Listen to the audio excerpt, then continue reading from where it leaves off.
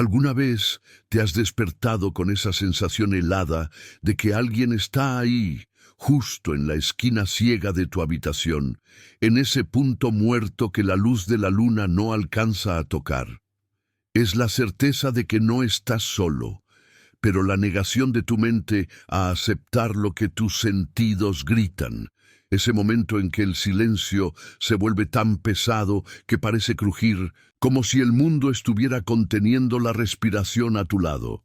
Si has sentido eso, si conoces la opresión de la paranoia que se disfraza de lógica, entonces entenderás el terror tranquilo que se apoderó de Nuevo León en 1941, una época de vapor y de carbón, donde las estructuras se levantaban buscando el cielo sin preguntar qué podría ya estar esperando en la cima. El Monterrey de aquella época era una ciudad en auge, una promesa industrial envuelta en el polvo del desierto y la formalidad de la tradición.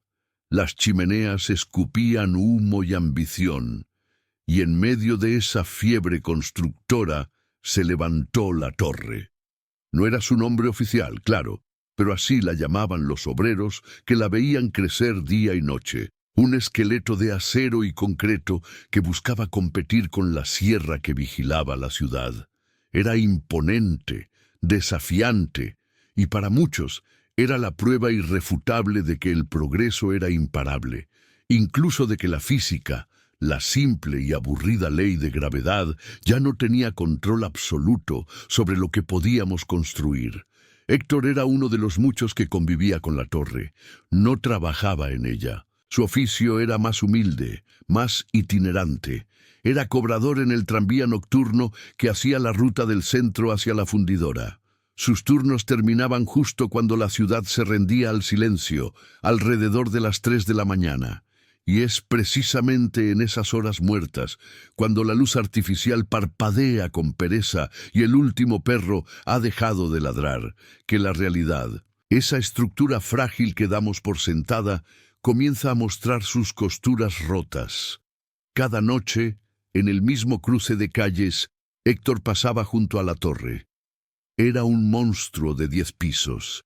10 pisos, ni uno más, ni uno menos. Él lo sabía de memoria, casi por obligación profesional, pues el edificio se había convertido en un punto de referencia para los borrachos desorientados y los trabajadores que esperaban el primer autobús. Se contaban las ventanas en la fachada de piedra caliza, se distinguía la cornisa y, sobre todo, se calculaba la altura exacta donde terminaba el 10º piso y comenzaba el tejado plano, un contraste nítido contra la negrura estrellada de la noche regia. Las primeras semanas todo fue normal. El edificio era solo eso, un edificio, frío, alto, funcional. Pero entonces la observación se volvió obsesión, y la obsesión, en la noche, siempre encuentra algo que alimentar. Sucedió una noche particularmente fría, a finales de octubre de 1941. Héctor acababa de terminar su ruta. Estaba solo, esperando el paso de su reemplazo para entregarle las cuentas. El aire olía a humedad y a un extraño dulzor metálico que a veces se siente cerca de las grandes construcciones. Miró hacia arriba, como siempre. Contó. 1, 2, 3, hasta 10. Pero algo no cuadraba. La línea de la cornisa parecía estar demasiado lejos. No era solo la perspectiva, la ilusión óptica que el cansancio regala a los ojos a esas horas. Era física. Parece que creció, murmuró, sintiendo un escalofrío que no tenía nada que ver con la temperatura. Se obligó a reír, un sonido hueco y patético en el silencio. 10 pisos, siempre 10 pisos. Tal vez la luna estaba más baja, tal vez la noche jugaba con las sombras, pero la duda ya estaba sembrada. Y la duda, cuando se mezcla con la soledad y las 3 de la mañana, se convierte en un parásito psicológico. La noche siguiente, Héctor volvió con una libreta y un lápiz prestado de la taquilla. Estaba decidido a desmentir a su propia mente. Se colocó en el mismo punto exacto, usando un farol roto como marca. Esperó, impaciente. A las 2:45 a.m., cuando el tranvía pasó por última vez en dirección al sur, Héctor detuvo su respiración y contó lentamente, de abajo hacia arriba. Contó 10 pisos, 10 bloques de ventanas idénticas, 10 niveles de concreto, 10 escaleras que subían. Respiró aliviado. Era el cansancio, era la presión, era el miedo a volverse loco. Guardó la libreta en el bolsillo de su chaqueta, pero la mente humana es traicionera, ¿no es así? Siempre busca patrones, incluso donde no los hay, y cuando encuentra una anomalía, se aferra a ella con una tenacidad destructiva. Media hora después, a las 3:15 a.m., sintió una necesidad irresistible de volver a contar. Sacó la libreta, se colocó frente al farol roto y contó 11. 11 pisos. No era posible. 10 minutos antes, eran 10. Él no se había movido. El farol no se había movido. La luna, ahora, estaba incluso más alta. Pero ahí estaba, un piso extra, encajado entre el noveno y la cornisa, o quizás un piso nuevo que se había injertado justo debajo del tejado. Las ventanas eran idénticas, el material de la fachada, el mismo. Pero la altura total del edificio era innegablemente mayor. Héctor no lo gritó, no podía gritar. El miedo real no es ruidoso. El miedo real te seca la garganta y te congela los pulmones. Se quedó ahí, observando esa monstruosidad arquitectónica que parecía burlarse de él. ¿Cómo podía aparecer un piso? ¿Había obreros trabajando en la oscuridad total sin una sola luz? ¿Había maquinaria pesada operando a 300 metros de altura sin hacer el menor ruido? No. El silencio de la madrugada era absoluto, roto solo por el grito ocasional de algún búho o el chirrido de las ruedas de un carro lejano. Esa noche, Héctor no durmió, y las noches se sucedieron con la misma rutina macabra. 10 pisos a las 10 p.m., 11 pisos a las 1 a.m., 12 pisos a las 3 a.m., y en ocasiones de vuelta a 10 pisos justo antes del amanecer. El edificio no estaba siendo construido, estaba cambiando. Se reordenaba, como un cubo de Rubik gigante que jugaba consigo mismo en la oscuridad, moviendo sus piezas internas y externas, sumando niveles que no debían existir y restando otros que había jurado haber visto antes. Si has llegado hasta este punto de la historia, es porque algo dentro de ti, esa pequeña voz que te dice que mires debajo de la cama, que la pared es demasiado delgada, te está pidiendo que continúes. No te vayas. Necesito que seas testigo de esto, que lo entiendas. Quédate hasta el final, o la duda te seguirá al despertar. Y créeme, esta no es una historia que debas cargar solo. Héctor se volvió un espectro. Dormía apenas 3 o 4 horas en la mañana, su mente revuelta por la aritmética imposible. Intentó hablar con sus compañeros. ¿Qué tan alto ves la torre, Ramiro?, preguntó una tarde a don Ramiro, el conductor de la ruta diurna, un hombre de hombros anchos y fe simple. Ramiro se encogió de hombros, limpiando sus lentes. 10, creo. ¿Por qué? ¿Nunca te ha parecido más grande de noche? Ramiro le dio una mirada de compasión. Muchacho, la luna y el mezcal hacen que hasta tu sombra parezca más grande. Deja de pensar tanto en ladrillos y descansa. Nadie lo creía, y ese es el horror más profundo, la certeza de una verdad que es rechazada por el resto del mundo. Te encarcela en una realidad privada donde el absurdo es la única ley. Héctor sabía que no estaba loco. Su libreta estaba llena de dibujos febriles, contando ventanas, marcando los patrones de las luces que se encendían en los pisos que deberían o no existir. Y fue precisamente esa libreta la que le reveló el patrón más inquietante de todos. No era solo el número total de pisos lo que cambiaba, era la identidad de cada piso. Él había memorizado el aspecto del 5.º piso. Tenía un balcón de hierro forjado ligeramente torcido, y, Por algún defecto de construcción, la luz de la escalera interior se reflejaba en esa ventana de una manera específica, como un ojo dorado y parpadeante. Una noche, cuando el edificio se registraba en 11 pisos, Héctor encontró ese balcón torcido y la luz dorada en lo que, según su conteo desde abajo, era el 7º piso. 2 horas después, cuando el edificio había vuelto a sus 10 pisos habituales, el balcón torcido y la luz dorada estaban de vuelta en el 5º. El edificio estaba reorganizando su interior, barajando sus niveles como naipes. Lo que estaba en el piso 5 podía ser temporalmente movido al 7, mientras que el contenido del piso 7 era deslizado hasta el 9, o tal vez, temporalmente, expulsado de la estructura visible, oculto en una dimensión provisional que existía solo entre las 3 y las 4 de la mañana. Esta revelación fue un golpe directo. No era solo que la estructura creciera, era que el edificio estaba vivo, y su vida consistía en devorar, mezclar y reposicionar a quienes estuvieran dentro o a lo que fuera que habitara esos pisos. La curiosidad enfermiza de Héctor se intensificó. Ya no solo observaba, sentía la necesidad de tocar, de confirmar el horror con sus propios dedos. Sabía que la puerta principal cerraba con llave a la medianoche, pero también sabía que, a esa hora, siempre había una cuadrilla de limpieza trabajando en el sótano, con un acceso secundario en el callejón trasero. Se acercó a la torre por primera vez después de la medianoche. La mole de concreto parecía exudar frío, una presencia tan inerte como dominante. Se deslizó por el callejón y el aire allí era diferente, pesado, con un olor a ozono y a polvo mineral que le recordó al cementerio.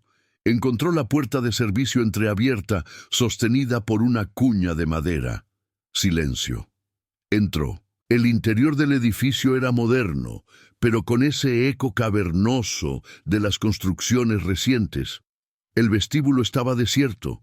Tomó el ascensor hasta el 5º piso, el piso que él conocía.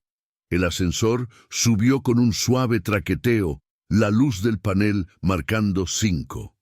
Salió. El pasillo era exactamente como lo había memorizado. Azulejos grises, la puerta del balcón torcido a la izquierda, la luz de la escalera parpadeando. Ahora venía la prueba. Tenía que esperar a que el edificio respirara, a que se reacomodara. Se escondió en el cuarto de conserjería, respirando el aroma a cloro y cera vieja.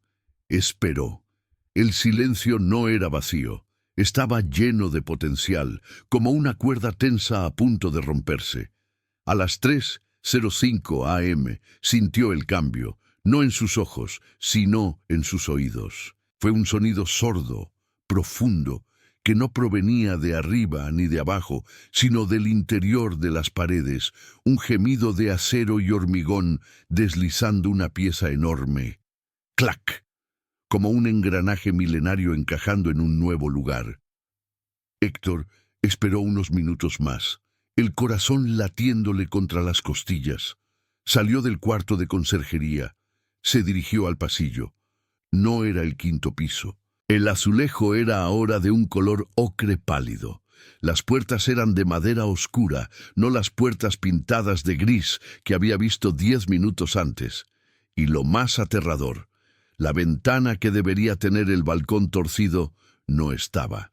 En su lugar había una pared de concreto sólida, interrumpida solo por un pequeño conducto de ventilación. Había subido al 5º piso y el edificio, en su pausa nocturna, había reordenado los números. Él estaba físicamente en el mismo espacio geográfico, pero ese espacio ya no correspondía al 5º piso de la torre. Podría ser el 9º, podría ser el 3º, o podría ser un piso que solo existía entre las 3 a.m. y las 4 a.m. Un piso temporal, una cámara de tránsito. Se acercó a la escalera de emergencia. La puerta era inconfundible, con la pintura roja desgastada. Entró y bajó. Contó los escalones con una atención maníaca. 5 tramos. Debía salir en la planta baja. Salió, y no estaba en el vestíbulo principal. Estaba en un pequeño sótano secundario que jamás había visto, lleno de tuberías sudorosas y un olor fuerte a aceite quemado. El terror se había vuelto tangible. El edificio no solo se movía, te movía a ti, te reubicaba dentro de su geografía fluida y te permitía salir solo cuando consideraba que habías visto suficiente o quizás cuando había terminado de usarte. Héctor logró encontrar una puerta de salida que daba al callejón. El alivio de la calle abierta fue una liberación física, aunque el aire de la madrugada se sentía ahora contaminado por el conocimiento que llevaba dentro. Pero la historia no podía terminar con un simple escape. Necesitaba una prueba irrefutable, algo que no fuera solo una libreta garabateada y el testimonio de un hombre al borde del colapso. Necesitaba marcar la bestia para rastrear su movimiento. A la noche siguiente llegó preparado. Llevaba una pequeña lata de pintura blanca y un pincel. Esperó hasta las 11 p.m., cuando sabía con certeza que el edificio era de 10 pisos. Tomó la escalera de incendios exterior, fría y traicionera. Subió hasta el 10º piso, donde la estructura terminaba. Con pulso tembloroso, pintó un pequeño y perfecto círculo blanco con una cruz en el centro, justo en la esquina de la última ventana del 10º piso. Era su firma, su prueba, un punto fijo en un universo en movimiento. Descendió exhausto, pero con una victoria sombría. La marca estaba ahí, 10 pisos, la cruz en el 10º. Volvió a las 3:30 a.m., cuando el edificio, según sus cálculos, debía estar en su máxima expansión. Buscó su marca. El edificio ahora se alzaba claramente con 12 pisos. Los ojos de Héctor se clavaron en la fachada. La cruz blanca no estaba en el 10º piso, ni en el 11º, ni en el 12º. La cruz estaba en el 11º piso, incrustada entre 2 pisos completamente nuevos.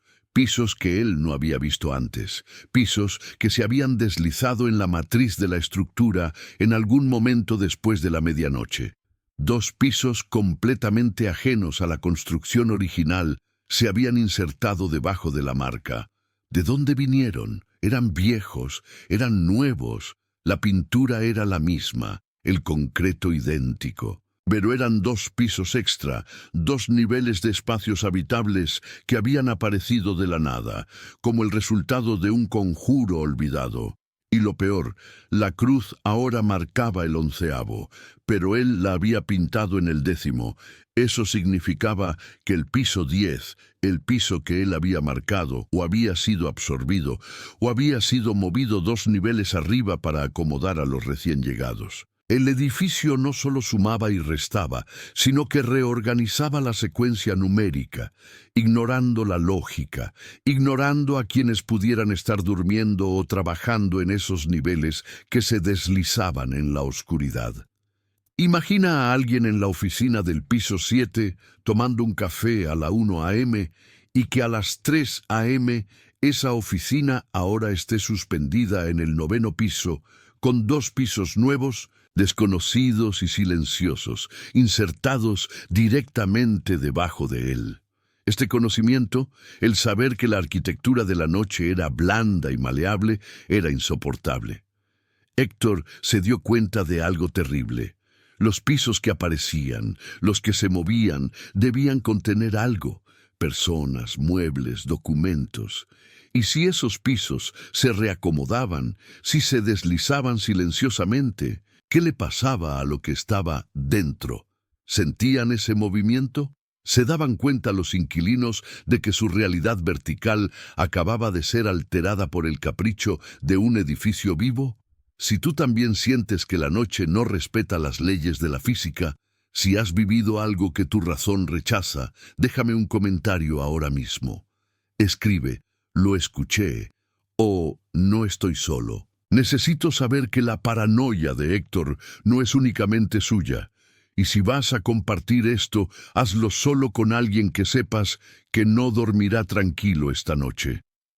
Héctor no lo sabía entonces, pero al marcar la fachada había despertado al edificio. La torre había notado su intrusión y ahora no solo se limitaría a moverse, empezaría a observarlo de vuelta y a prepararse para la parte más oscura de su juego, lo que se desliza entre el 10 y el 12, lo que se oculta en los pisos fantasma de la madrugada, no quiere ser visto. Y si lo ves, se asegura de que nadie más te crea. Porque en el silencio de las 3 de la mañana, cuando cierras los ojos, el piso en el que estás podría no ser el mismo en el que despertarás. La paranoia no es una enfermedad, es solo un entendimiento acelerado de que el mundo, el verdadero mundo, no sigue las reglas que nos enseñaron. Es el momento en que la certeza de lo sólido se disuelve bajo los pies y te das cuenta de que lo que creías inmutable siempre ha estado jugando contigo.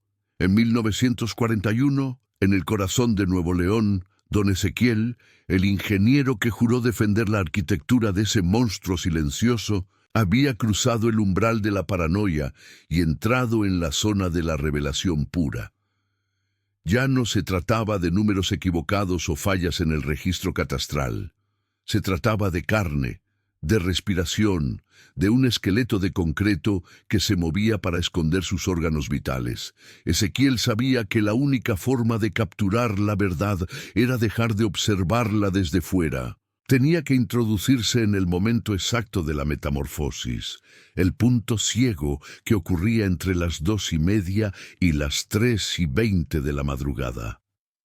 Es el silencio de esa hora, ese vacío que absorbe incluso el ruido de los grillos, lo que permite que las cosas que no deberían existir se muevan libremente.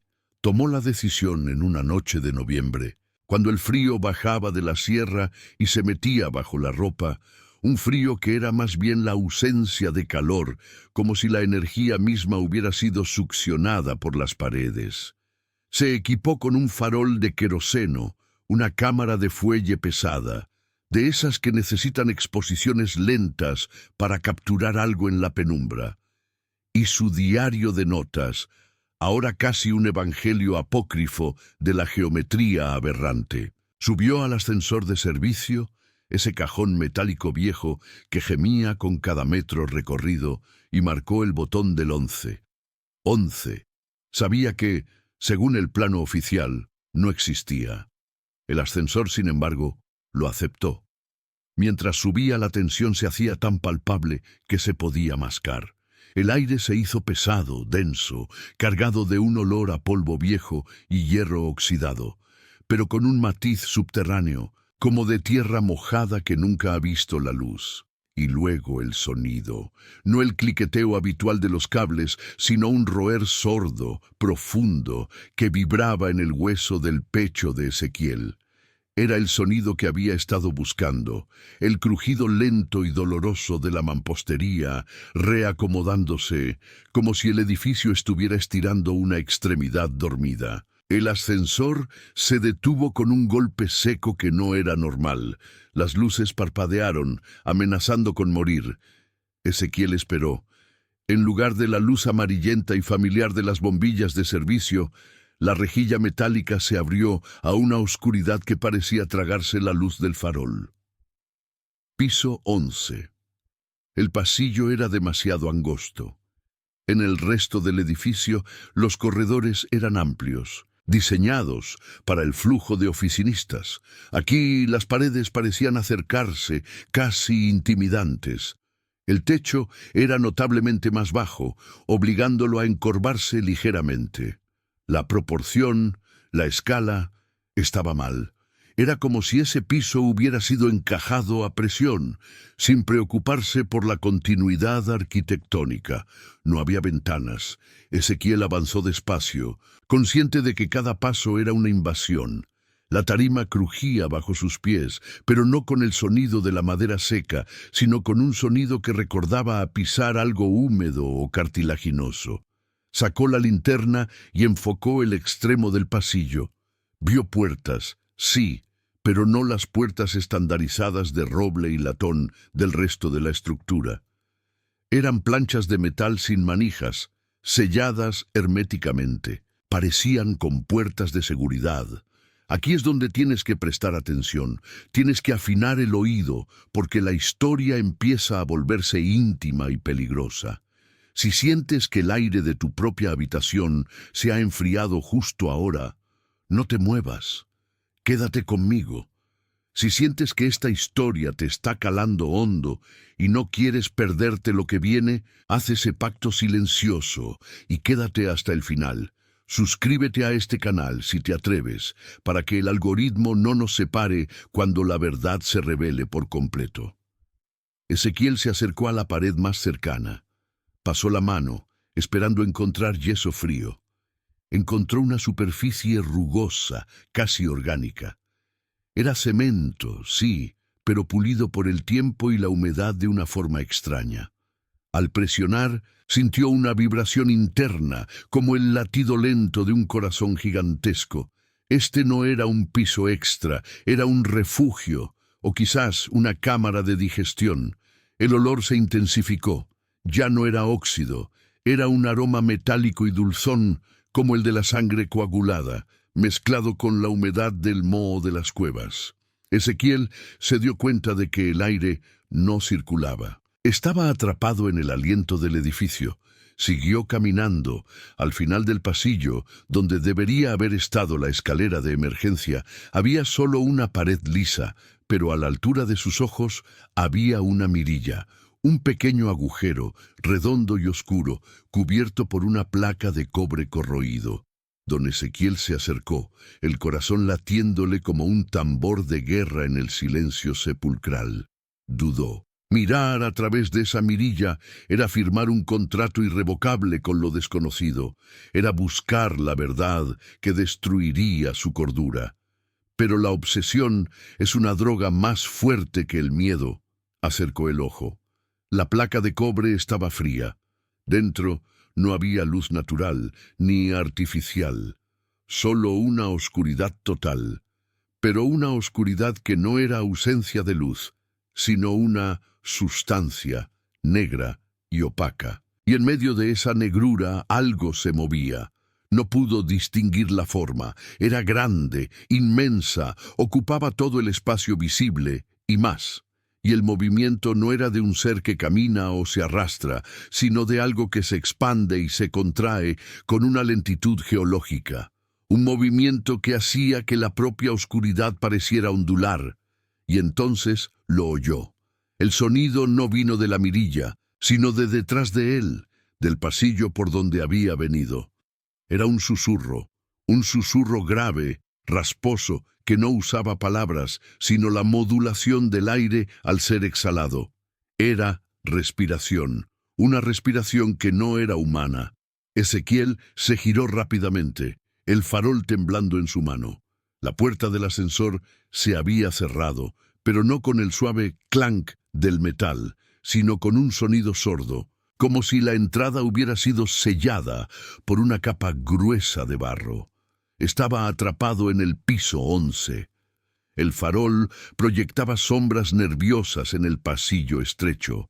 Ezequiel se dio cuenta de que las planchas de metal en las paredes, las que parecían compuertas, ahora tenían hendiduras, no hendiduras de deterioro, sino grietas limpias y profundas, como si el cemento estuviera siendo cortado desde el interior, o como si la pared misma estuviera esbozando una sonrisa espantosa. El ingeniero retrocedió lentamente hacia la mirilla, pero al hacerlo, sintió una urgencia helada de no darle la espalda a ese pasillo. Sabía que la entidad o la estructura que estaba viva no solo lo estaba observando, sino que estaba reconfigurando el espacio a su alrededor para él. Los pisos se movían de noche no para jugar con los humanos, sino para que la criatura interna, esa cosa en la oscuridad, pudiera tener el espacio que necesitaba. Y en ese momento, el piso 11 estaba siendo adaptado para incluir a don Ezequiel en su arquitectura orgánica. Sacó la cámara de fuelle, con manos temblorosas. Sabía que la luz era insuficiente, pero tenía que intentarlo. Si moría allí, la prueba tenía que sobrevivir. Colocó la cámara en el suelo, abriendo el obturador en una exposición de 10 minutos. Apuntó al pasillo, a la sombra densa donde el aliento se había manifestado. Un acto inútil, pero necesario para su alma científica destrozada.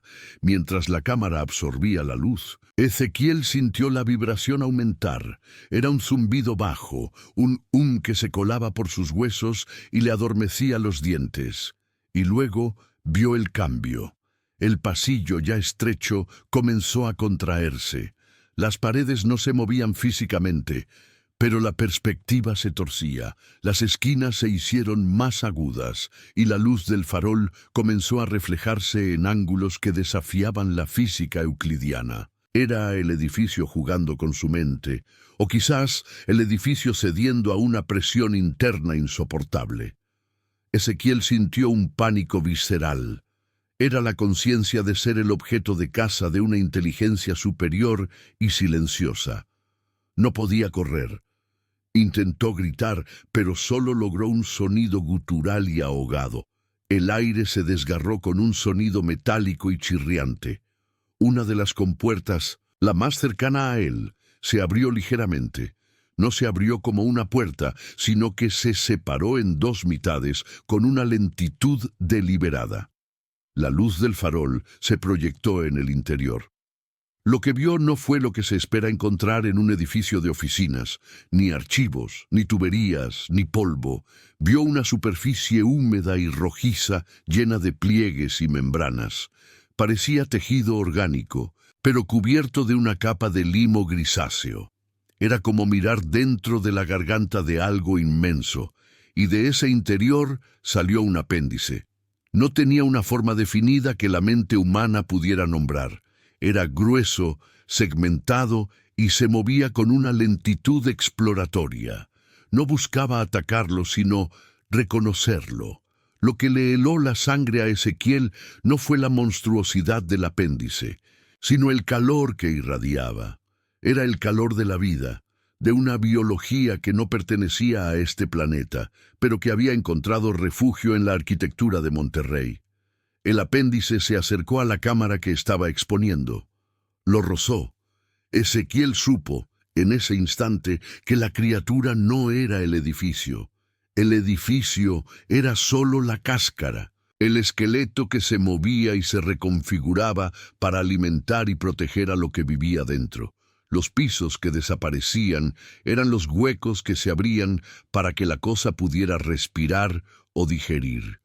Y cuando un piso nuevo aparecía, era porque la criatura lo había regurgitado, un espacio vacío y temporalmente seguro. Con un esfuerzo sobrehumano, el ingeniero se lanzó hacia la cámara. La tomó, sabiendo que el tiempo de exposición se había arruinado, pero no importaba. Lo que importaba era salir. Corrió hacia el ascensor sellado, golpeando el metal. Inútil. Miró desesperado hacia el otro lado del pasillo. La mirilla seguía allí, y del interior de la cámara oscura, el movimiento se había acelerado. La única salida posible era la que él había ignorado, las escaleras de emergencia. Tenía que estar al final de ese pasillo opresivo. Mientras corría, notó que las planchas de metal que cubrían los nichos en las paredes ahora se abrían y cerraban rítmicamente, como si la respiración de la cosa se hubiera vuelto audible y física. Cada inhalación era un clac de metal, cada exhalación un gemido de la pared. Llegó al final del corredor. No había pared lisa, sino una puerta de madera. Una puerta normal y corriente. Era el contraste lo que aterraba. ¿Cómo era posible que una puerta tan mundana existiera en un infierno geométrico? La abrió de golpe. Detrás, una escalera de mármol pulido y pasámanos de latón brillando bajo una luz normal. Piso 10. Había retrocedido. El 11 se había desvanecido, absorbido por el edificio, o quizás nunca había existido en el mismo plano que el 10. Bajó corriendo, tropezando en los escalones, el farol finalmente apagándose. Ya no necesitaba la luz, necesitaba el aire libre, la realidad que olía a humo de carbón y pavimento mojado. Se encontró en la recepción a las 3:19 de la mañana, la hora exacta en la que el movimiento cesaba. La recepción estaba silenciosa, inmaculada. La luz de la luna entraba por los ventanales altos. Todo era normal. Se desplomó en el suelo de mármol frío, jadeando, aferrándose a la cámara. Su uniforme estaba empapado en sudor frío y la humedad grasosa del piso 11. Se quedó allí hasta que amaneció. Cuando llegaron los primeros empleados, Ezequiel se puso de pie. Estaba desaliñado, pero su mirada era fija, demasiado lúcida. Intentó hablar con el encargado de limpieza, con el primer oficinista que llegó a su escritorio, pero las palabras se quedaron atrapadas. ¿Cómo se explica que un edificio tiene entrañas y que se mueven para que algo respire? Lo único que importaba era la prueba, la cámara. Corrió al cuarto oscuro en el sótano, cerró la puerta y comenzó el proceso de revelado. Sus manos no temblaban ahora. Estaban anestesiadas por el horror. La primera placa salió, el pasillo del piso 11, justo antes de que el apéndice emergiera. Era una foto borrosa y subexpuesta, pero se distinguía el estrechamiento antinatural del corredor y las compuertas metálicas. Una prueba débil, pero existente, la segunda placa, la que había sido rozada por la cosa. Al fijarla en el líquido, el corazón de Ezequiel se detuvo. No había oscuridad ni pasillo. Había una imagen perfecta, brillantemente iluminada, de su propio rostro, reflejado en el lente, pero con una distorsión terrible. Sus ojos en la foto no miraban a la cámara, sino que miraban a un punto detrás de él, con una expresión de pánico absoluto y reconocimiento. Y lo que es más aterrador, en el fondo de su reflejo se veía una forma negra, inmensa, que no estaba allí físicamente cuando tomó la foto. La criatura se había revelado en el negativo y se había manifestado justo detrás de él, quizás observándolo todo el tiempo.